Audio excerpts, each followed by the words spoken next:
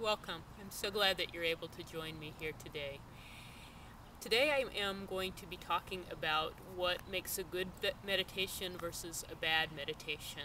And this is a very important topic because many people will judge their very best, most healing meditations as bad and stop doing it.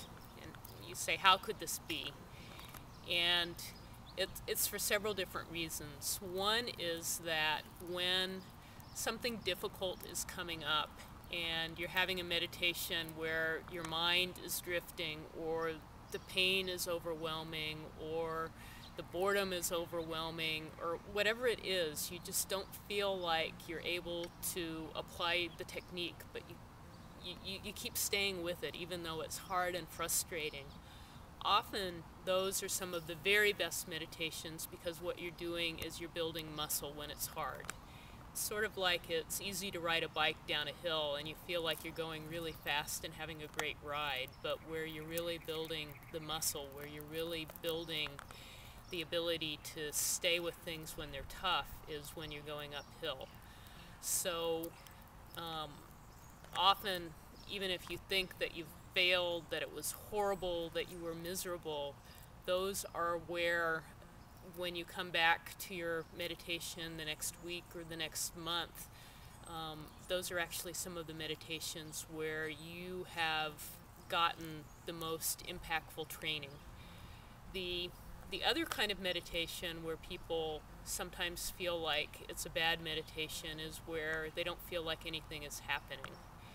And one of the paradoxes of meditation is that to meditate in order to heal yourself is a wonderful, wonderful motivation, and there's nothing wrong with that.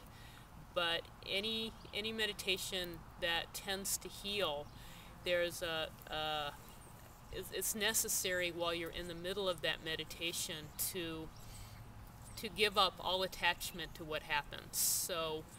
So you just need to be with whatever it is, and sometimes whatever is nothing, or boredom, or bliss, and you've got a preconceived idea that what you've got to be doing is releasing pain.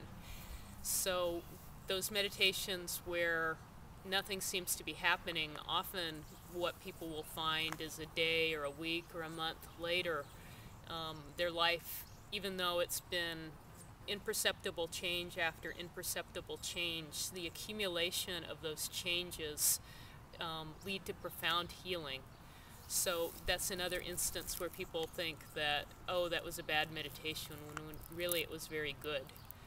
So what I love is something that my meditation teacher, Sin Chen Young, says, which is the only bad meditation is the one that you didn't do. So it doesn't really matter what happens when you're on the cushion, how blissful, how uncomfortable, how bored, how it seems like nothing at all is happening.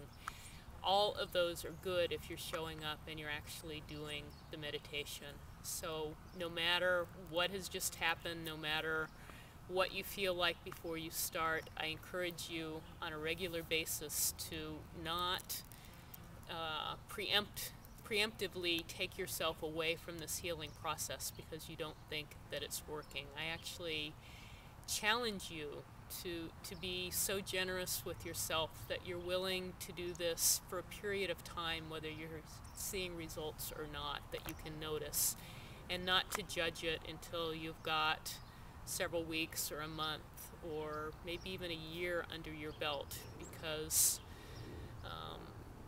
that's just the way it works. And to have that level of generosity with yourself is what really pays off in the long term. So I'm very happy that you were able to be here with me today, and I look forward to talking with you next time.